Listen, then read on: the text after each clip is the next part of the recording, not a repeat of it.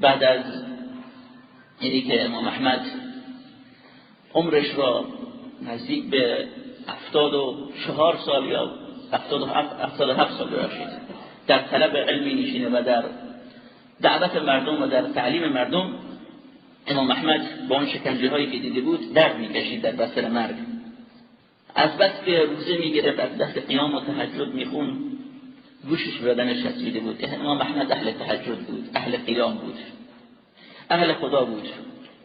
از امام احمد وقتی که نشسته بودند، از بس که درد میکشید آهی میکشید. انسان وقتی که درد میکشه آه میگه.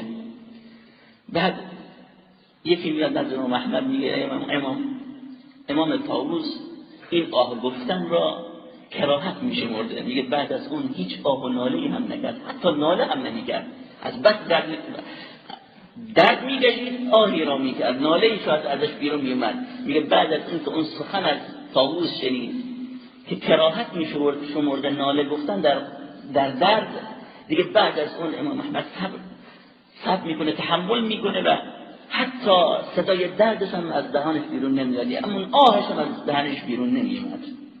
بله گفتم از سیرتش هر چقدر من بگم کم میگفتم، فقط از یک جنبه علمی، یک زاویه علمیش